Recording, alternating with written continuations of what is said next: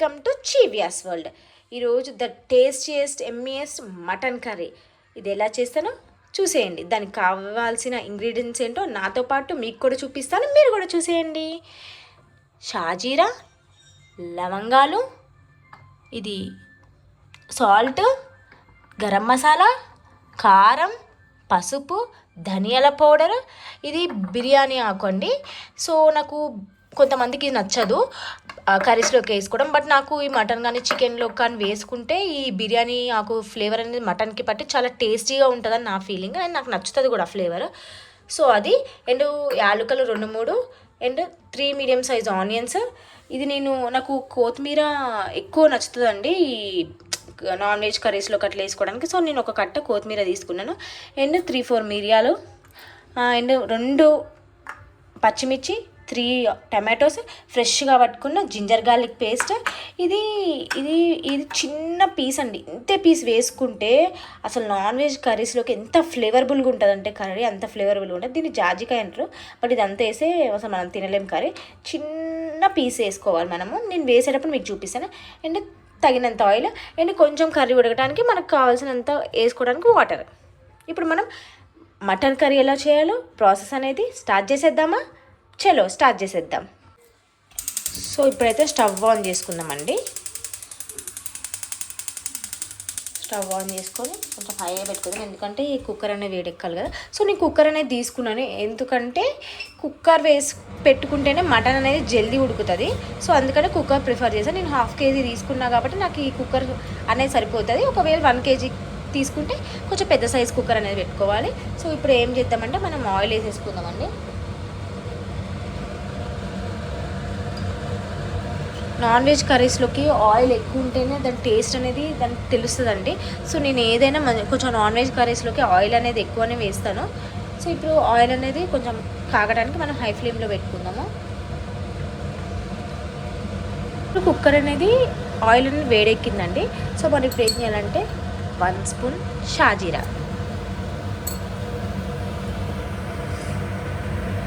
1 spoon షాజీరా వేసుకున్నాం కదా.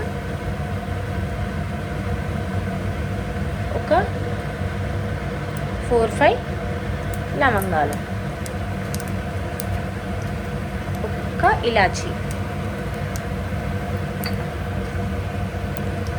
ఒక 5-6 మిరియాలు.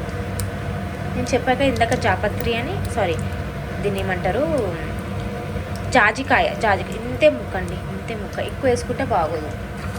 అండ్ బిర్యానీ ఆకు. సో ఇప్పుడు ఇవి ఆల్రెడీ ఎగుతున్నాయి కదా ఇవి. సో ఇప్పుడు మనం ఏం చేసుకోవాలి అంటే ఆనియన్స్ అనేది వేసేసేయాలి.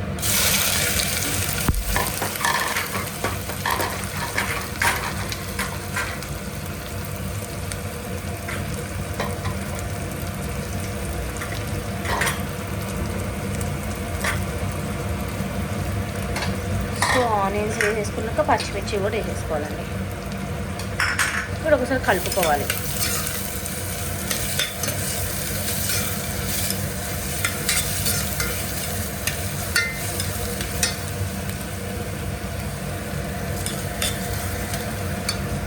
సో ఇప్పుడు సాల్ట్ అన్నా కదా అండి. సో ఇప్పుడు మనం సాల్ట్ వేసుకోవాలి.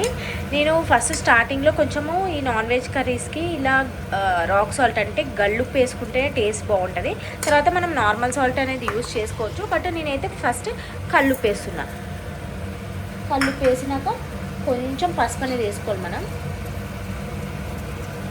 ఎందుకంటే ఆల్రెడీ మటన్లో నేను పసుపు సాల్ట్ వేసి 3-4 టైమ్స్ శుభ్రంగా కడిగి పెట్టుకున్నాను ఈ మటన్ అనేది. సో పసుపు అనేది కొంచెం వేసుకుంటే సరిపోతుంది మనము. సో ఇప్పుడు మంచి కలబెట్టుకోవాలి.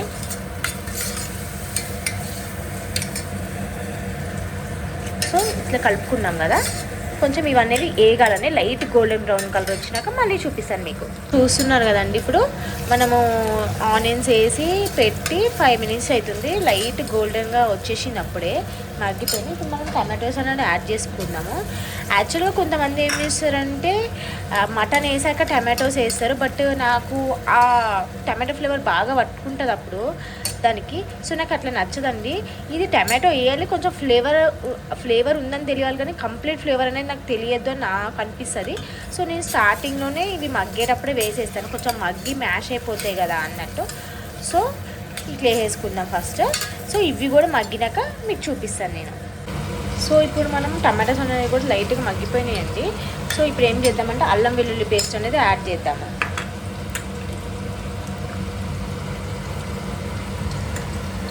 ఇది నాన్ వెజ్ కదండి, కొంచెం ఒక 2 స్పూన్స్ పెడుతూనే ఉంటాయి అల్లం. సో కలుపుకుందాం ఒకసారి.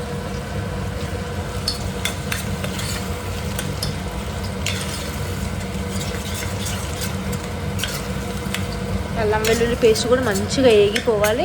అండ్ ఇప్పుడు కొంచెం కొత్తిమీర అనేది యాడ్ చేద్దాం. సో ఈ అల్లం వెల్లుల్లి పేస్ట్ కూడా మనం వేగనిద్దాం ఇప్పుడు, ఎందుకంటే వేగితేనే మంచిగా ఉంటుంది, లేకపోతే పచ్చి వాసన ఉండి అల్లం పేస్ట్ వాసనే మొత్తం మటన్కి ఇట్లా వేరే రకంగా కొడుతుంది. సో ఇది వేగిపోయిందండి మంచిగా, చూడండి వేగిపోయి ఆయిల్ కూడా పక్కకు వచ్చేసింది. ఇప్పుడు మనం మటన్ అనేది వేసేద్దాం. ఇట్లా పిండుకొని వేయాలండి, ఎందుకంటే ఎక్సెస్ వాటర్ అనేది ఉంటుంది కదా వాటర్లో. సో అవి రాకుండా, ఎందుకంటే అవి వచ్చినప్పుడు కొంచెం నీసు వాసన వస్తుంది. సో అవి రాకుండా మనం ఇట్లా చేసుకోవాలి.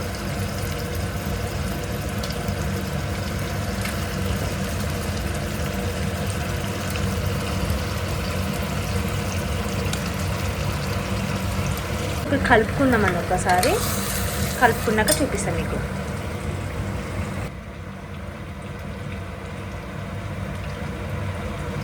సో ఇప్పుడు నేను కలుపుకున్నానండి.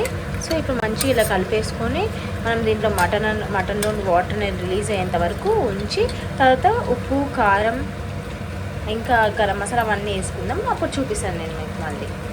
చూడండి ఇప్పుడు వాటర్ అనేది రిలీజ్ అవుతున్నాయి కదా, ఇప్పుడు మనం ఏం చేసేద్దామంటే కారం వేసేద్దాము. కారం అనేది ఎవరి స్పైసీనెస్కి తగ్గట్టు వాళ్ళు వేసుకోవచ్చండి. మేము కొంచెం నాన్ వెజ్లో స్పైసీగానే తింటాము, ఎందుకంటే నాన్ వెజ్లో స్పైసీనెస్ కారము స్పైసీగా లేకపోతే కొంచెం నీసువాసన లెక్క అనిపిస్తూ ఉంటే తినబుద్ధి కూడా కాదు, సప్పగా అనిపిస్తుంది. సో ధనియాల పౌడర్, గరం మసాలా. సో ఇప్పుడు అంతా ఇది మళ్ళీ ఒకసారి మంచిగా కలుపుకుందాం మనం. సో నేను కారం అవన్నీ వేసుకొని కలుపుకున్నానండి. కొంచెం నాకు సాల్ట్ తక్కువ కదా, సాల్ట్ కూడా వేసేసుకున్నాను.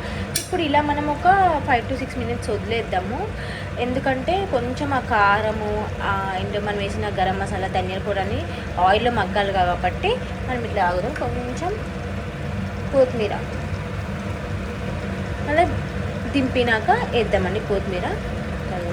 సో ఇట్లా వదిలేద్దాం, ఎందుకంటే కొత్తిమీర ఒట్టిగానే మగ్గిపోతుంది కాబట్టి ఇట్లా వదిలేసేద్దాం.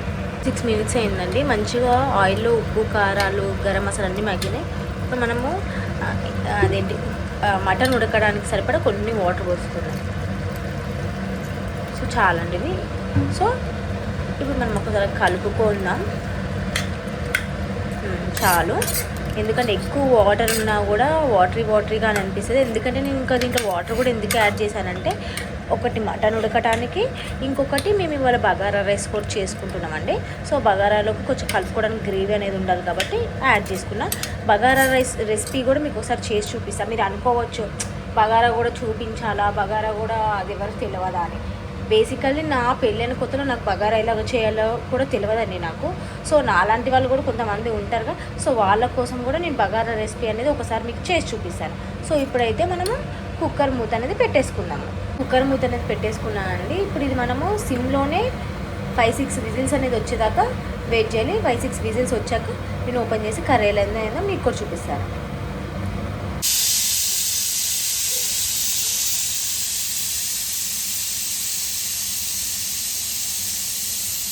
సో గ్యాస్ అనేది పోయిందండి. ఇప్పుడు మనం కుక్కర్ అనేది ఓపెన్ చేసేద్దాము. చూడండి కర్రీ అనేది ఎంత ఎమ్మిగా ఆయిల్ మొత్తం పైకి తేలింది. కర్రీ అనేది మంచిగా ఉడికిపోయింది. ఇప్పుడు కుక్కర్లో తీసుకొని బౌల్లోకి సర్వ్ చేసుకున్నాను అండి. The yummy tastiest mutton curry అనేది రెడీ అయిపోయింది. సో ఇట్లాంటి ఎన్నో టేస్టియస్ట్ రెసిపీస్ కోసం, ఫుడ్ బ్లాగ్స్ కోసం, ట్రావెలింగ్ బ్లాగ్స్ కోసం జీవియాస్ అనే జీవియాస్ వరల్డ్ అనే యూట్యూబ్ ఛానల్ని లైక్ చేయండి, షేర్ చేయండి, సబ్స్క్రైబ్ చేసుకోండి. Love you all. Thank you. Bye.